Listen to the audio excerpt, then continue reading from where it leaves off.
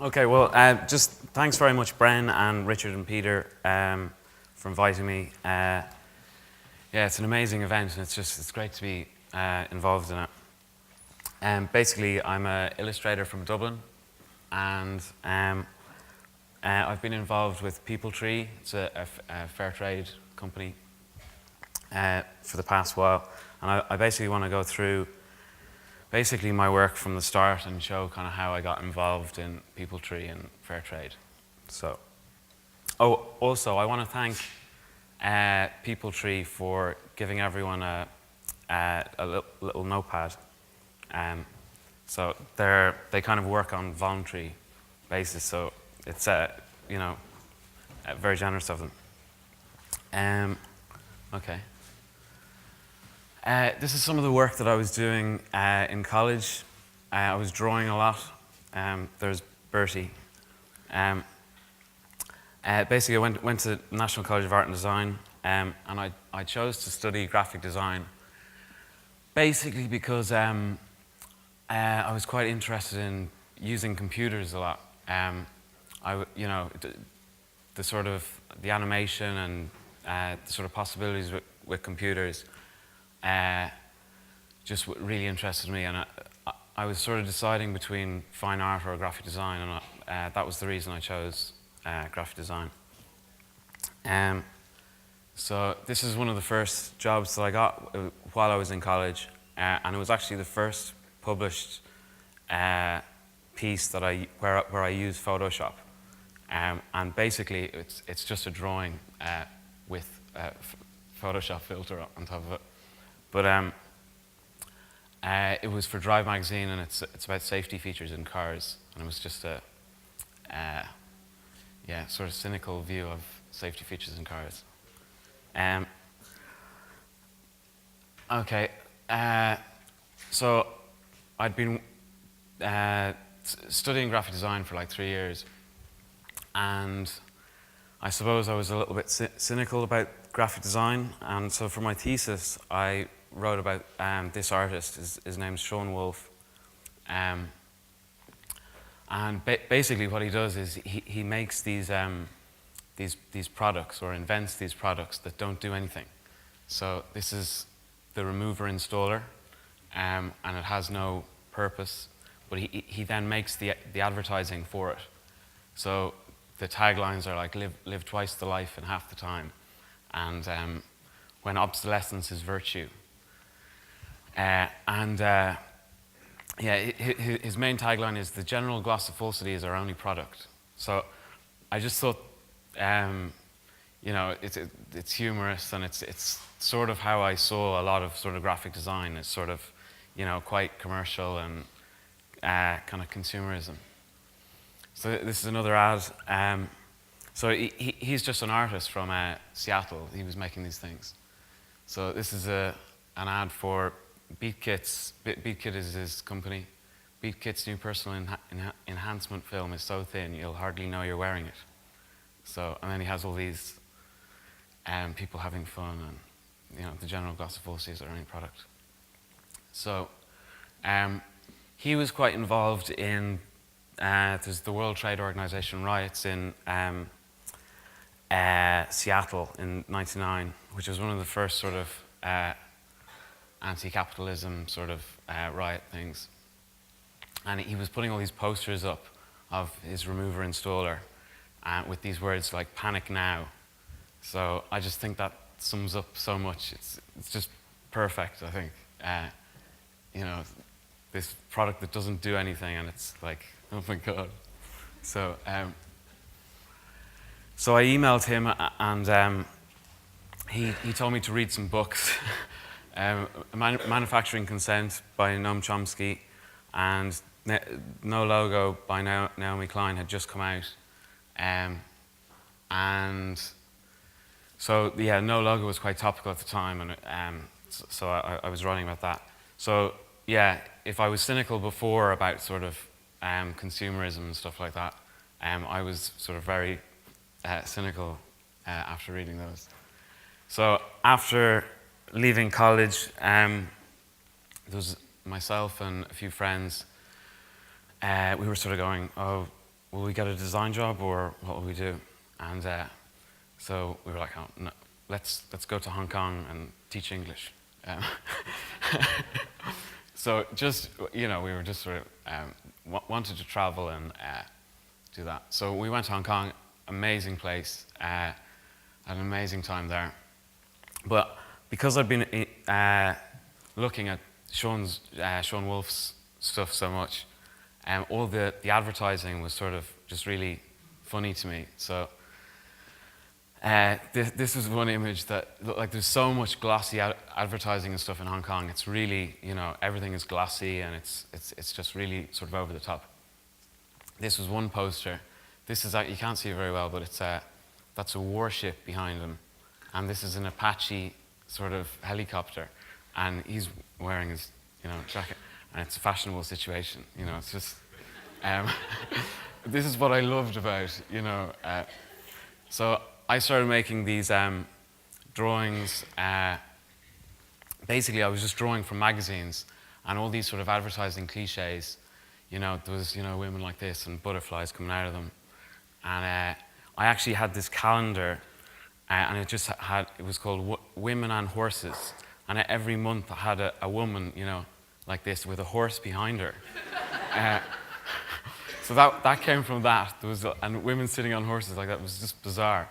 So I was doing that. And then, it's really influenced by Sean Wolf's stuff. This product that sort of is blank and enjoy the difference and this sort of thing. So I was really kind of ripping off Sean Wolf stuff.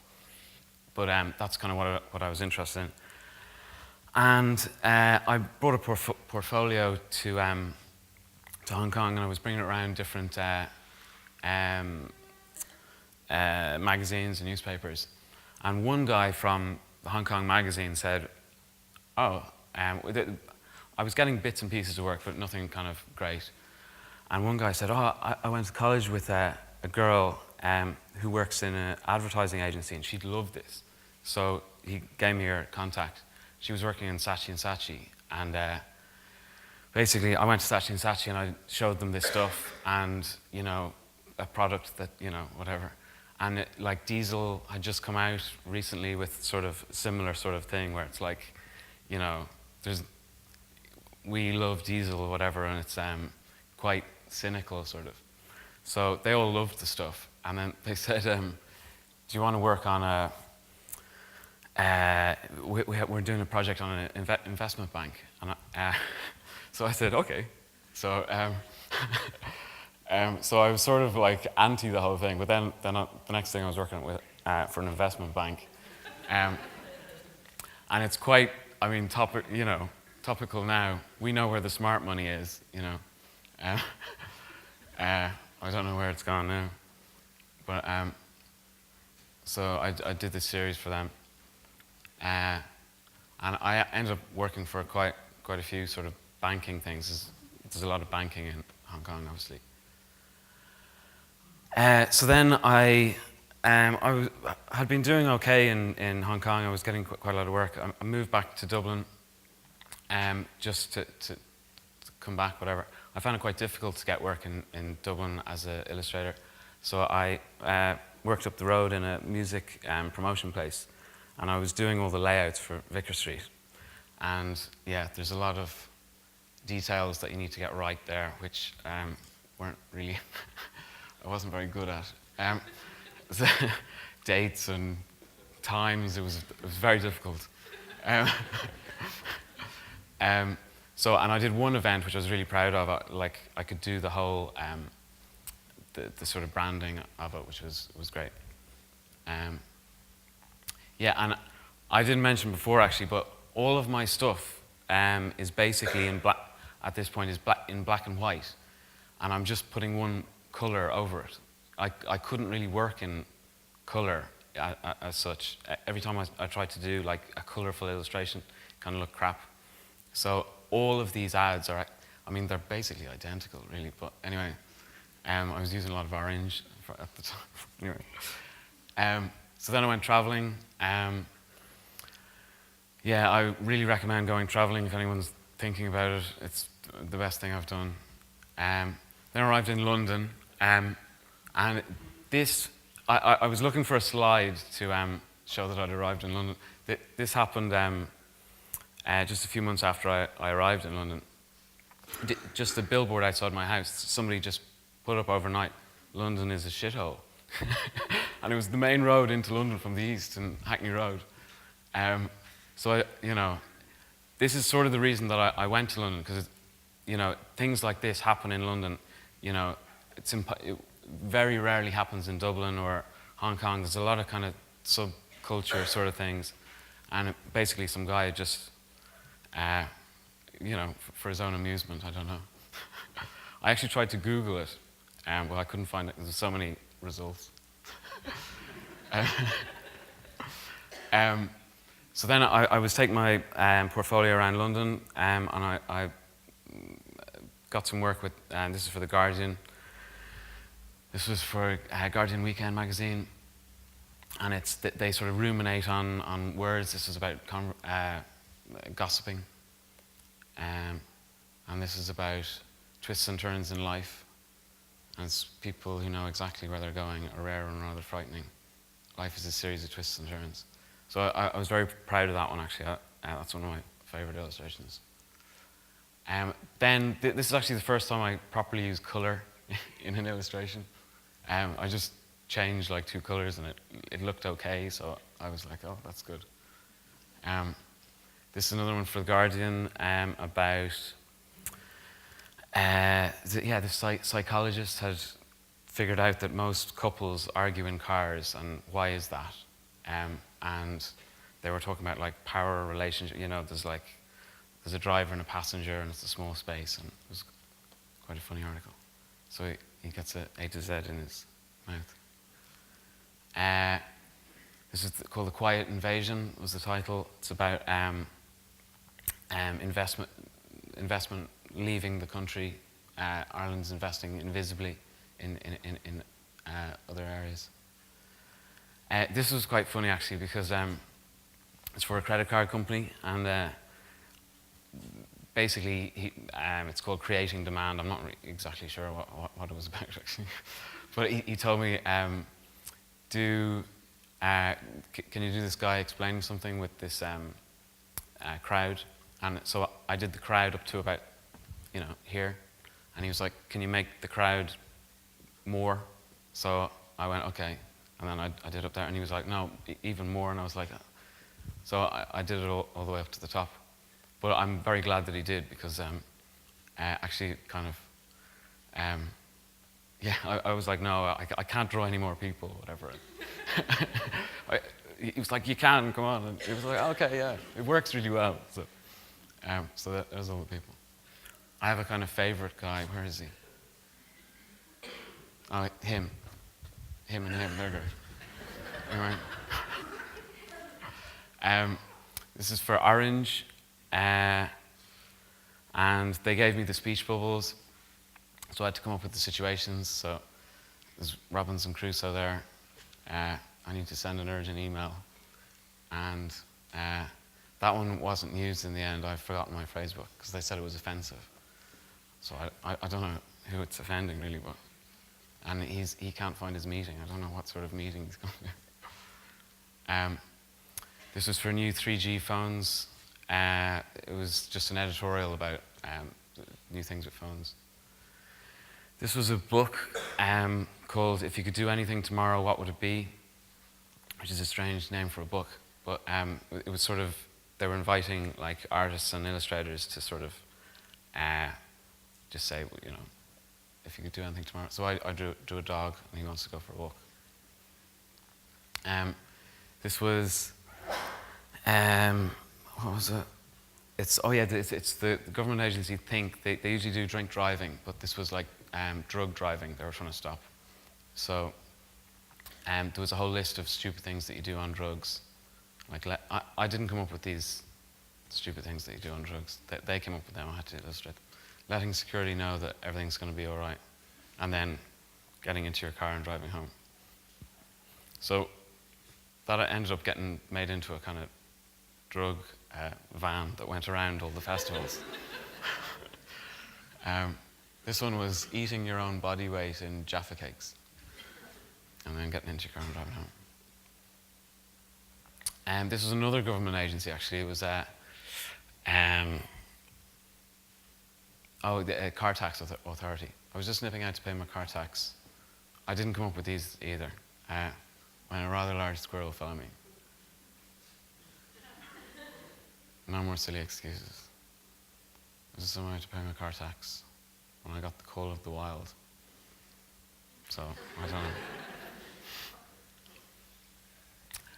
know. This was for Capital Radio London, which is the biggest radio station in London. And they had this campaign, London Listens to Capital Radio.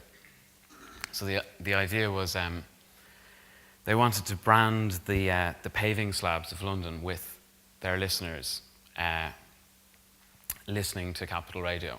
So I'd done these sort of quite graphic things that could be allowed to use as on a stencil. And I was looking at sort of 60s, London, whatever.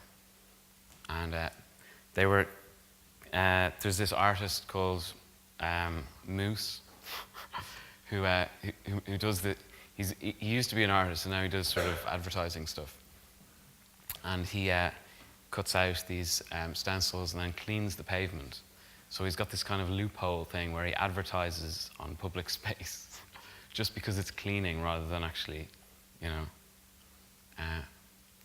so this was actually like 80 locations across London, mostly on tube stations.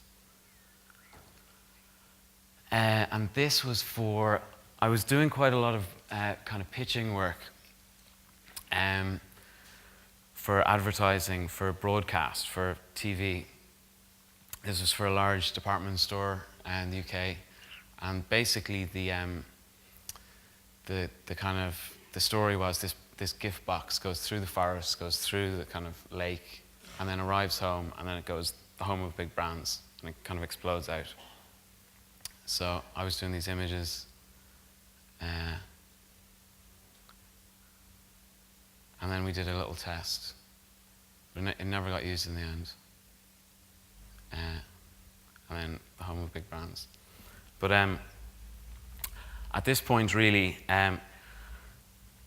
it's quite funny looking at these images. Like, this is what I was doing all the time. It was like reading these sort of screenplays of these advertisements. And before sort of the animator and illustrator gets their hands on them, really all it is, this box goes through a forest and then ends up at home, and it says the home of big brands. So it's kind of, I was like taking this Sean Wolf sort of look at these things going, that's crazy, And now I watch TV and advertisements and I'm sort of like, you sort of have this second sense of like, kind of nonsense. Anyway, basically I had a couple of problems with doing the illustration. I was working really hard on a lot of these projects, and I basically wasn't very satisfied with a lot of the results. And also, like, illustration sort of, by its nature, sort of gets tacked onto the end or the very end of a project. So basically, you're just doing the surface sort of thing, and I wanted to be more involved. I wanted to come up with the ideas and stuff. So I had a problem with the work that I was doing. So I had been a little bit involved in some activist stuff, and I'd been doing little logos and stuff. But really, these were sort of things I couldn't really get my teeth into. I don't make logos, I sort of do illustration, so I wanted to do something more. So I had a friend who worked in Peepletree, and she was telling me about the company, and it sounded amazing. It's fair trade. It's one of the sort of pioneering fair trade companies. It's the first company in the world to get organic standards in developing world. Some of the quotes about them are just incredible. Like George Monbiot, who's like I'm a huge fan of. In the fashion world, there's very few who challenge the system. Peepletree is one of them. So there's Jeremy Rifkin and just some amazing people are sort of talking about them. So I just really wanted to get in there. And yeah, just they were started by Safia Mini, that's her there. In Japan, they were actually started as an NGO called Global Village, and she basically, she moved to Japan about 20 years ago from London, and she was, well, she couldn't find as many sort of ethical and organic stuff in Japan as there was in London, so she basically ended up started importing, and it grew from there. There's now 50, I have to get this right, there's 50 fair trade groups in 15 developing countries. This is one of the producer groups. It's in Kenya, and basically it's set up for disabled people so that they can work. So it's building things to their strengths. So this one is a jewelry maker, and like the problem with disabled people in the developing world, obviously there's no social security, social benefits. So the disabled have a sort of low self-esteem because they have to rely on their family and stuff. So this gives them the opportunity to bring in money for the family, and it's just very worthwhile. There's so many, there's 50 different developing, or 50 different producer groups in 15 countries. So this is one, it's like a safe house for victims of domestic abuse. Again, they can't leave their abuser because they haven't got the means, so that this is a safe house, and they can go there, work, and support themselves and leave the situation. More jewelry, cotton. They produce the clothes, the cotton they grow from scratch, organically. So, yeah, like I went to meet Safia, and I was just totally inspired by everyone in the office, and you know, a lot of people were sort of coming in after hours, and like consultants working for free and stuff, and I was just like, this is amazing kind of company. And there was one thing, they were sort of saying like, you know, if we can make this work as a company, we can really sort of change the whole industry. So I just thought it was such an exciting thing to sort of work on. So I said, can I do some designs for your t-shirts or something for free? So they were like, okay. So I did these, and they said, yeah, we'll use them, that's great. So they made these t-shirts, and adults t-shirts, and a calendar. Actually, the calendars are for sale at the moment on the People Tree site. More calendars. I've done 2 calendars now. This is how they're produced, hand screen printed, Bangladesh. This was Year of the Mouse in Japan, 2008. So notepads. I was doing these like repeat pattern things for like handbags. I ended up doing handbags. I never thought I'd end up doing handbags anyway. So these were for dresses, handbag, tote bag.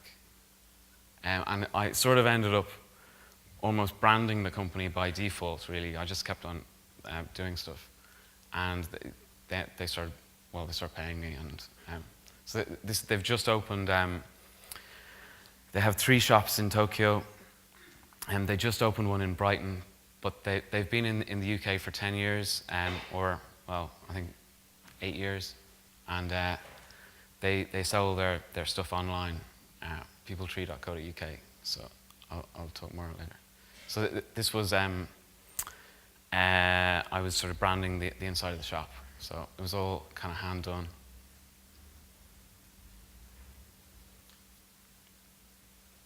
This is in Topshop in Oxford Street. And they wouldn't let me paint on that one. That was a vinyl cut. And this is Manju Haq. He's from Bangladesh. He's one of the starters of one of the producer groups. Amazing guy. Actually, they sell People Tree stuff. Well, you can order it online, but they sell it in Amnesty, I think, just down the road in Temple Bar, or they used to anyway. And Cultivate, which is like in Temple Bar as well. We're developing this now. It's like a pop-up. So then, also I wanted to get into doing animation, and I thought, oh, it'd be great to do an animation with People Tree. I never did a kind of commercials animation. I did a few, but none of them actually ever got to go anywhere. So I sort of said, oh, I'd love to do an animation. So made this for them just to talk about the work that People Tree do. So I'll just play it.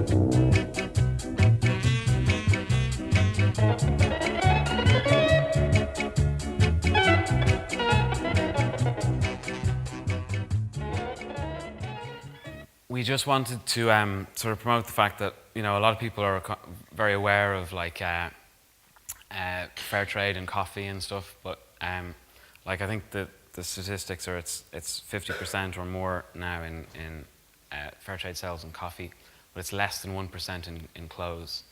So and that's where all the sweatshops are, you know. So this is what we were trying to put across. Then. A few months later, Safi said, oh, we're doing this thing about organic cotton. Can you do another animation? And I said, I really can't. It takes so long. You know, I'd love to, but...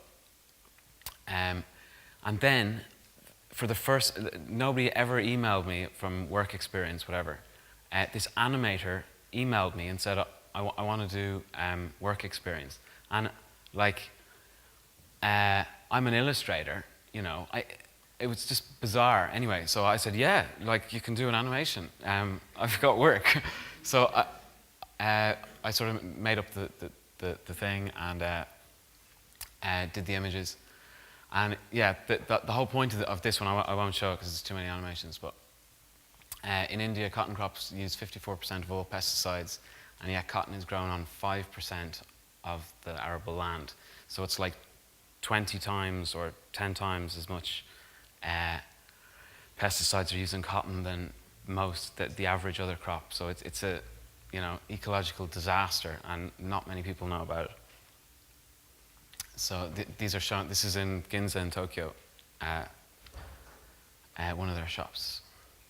So yeah, the amazing thing about the stuff I've done with People Tree is, once I was doing the stuff for People Tree, then suddenly I was getting a ton of other work of sort of similar sort of environmental work. And I remember I went to this design talk by Tomato in London, and they said, you get the work that you do.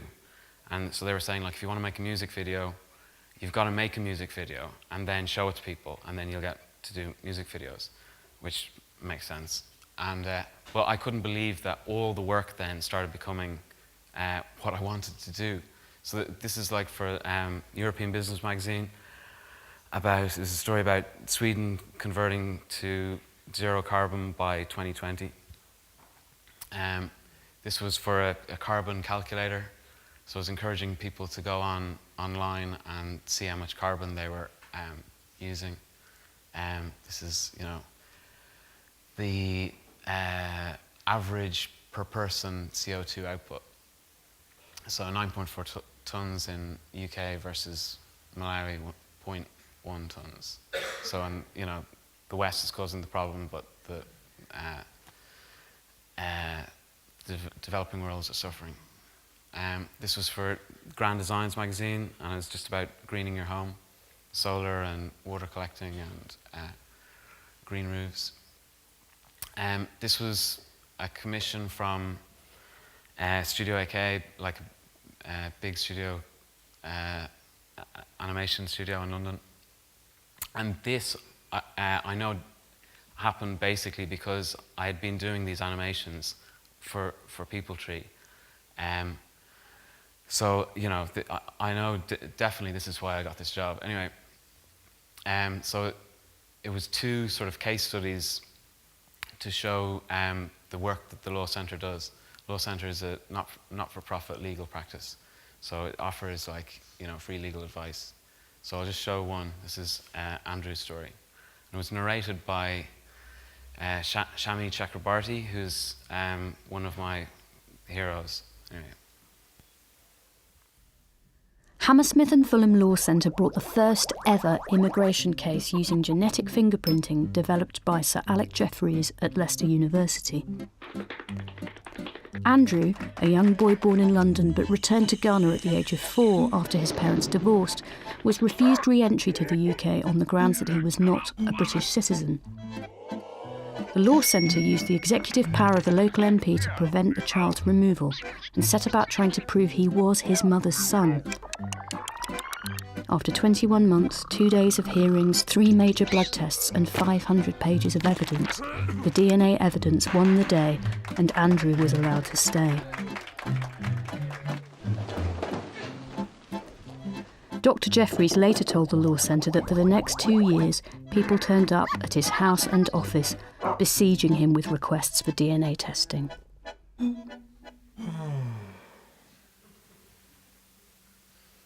So that was amazing because I was actually getting paid well to do a great job, and involving some of the music and sound was by Matt Wand, who I'm a huge fan of. And it was with Studio AK, who I'm a huge fan of as well. Yeah, it's funny, I go through these phases of colours. This is exactly the same colour as this one. It's sort of embarrassing. Anyway, this is for BBC Poetry Season, which is one of the most recent jobs I've done. Well, no, it was summer. Anyway, you are what you read. So this was this one poster, and then I did 10 postcards. Each postcard was illustrating a poem. So this is the poster. And this is W.B. Yeats, Wishes for the Clots of Heaven. And Scaffolding by Seamus Heaney. So there was eight other illustrations. I'm still working for The Guardian. This is about, it's similar to the ones that I was doing before. This is about habits, bad habits. I'll just show some of my sketchbook stuff. I work on scraps of paper now because I was going through sketchbooks sort of too fast, and it was a mess. So I just cut out the bits that I like from the jobs, and it's just more manageable.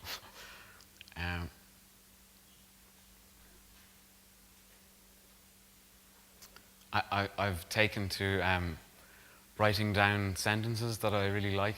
I'm not really sure where I'm going with it, really, but I like, ever since my house burned down, I see the moon more clearly.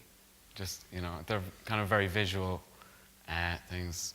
One day your eggs will hatch and some very strange birds are going to emerge. The future has been stolen. So the other thing I wanted to do was, like I said, I wanted to do more worthwhile things and to sort of get in from the very start of a project. So I had some other friends who were doing children's books, but it was always kind of commission things, and children's books take so long that they were, my friends in London were sort of being driven mental by the doing children's books.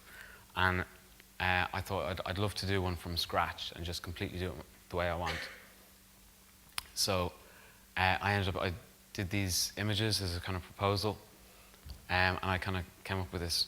I mean, it's for 3-year-olds, so basically there's virtually no story in it. So that's to my, that's good for me.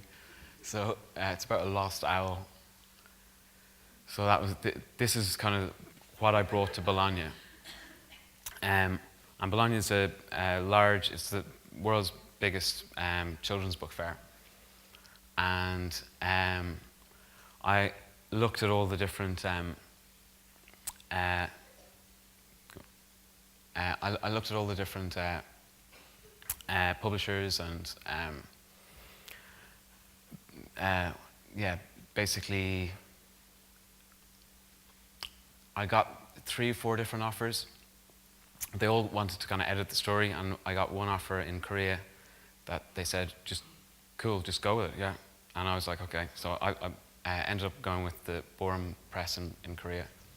So this is, I'll just show you briefly what the story is. A bit lost. This is a half page in the beginning.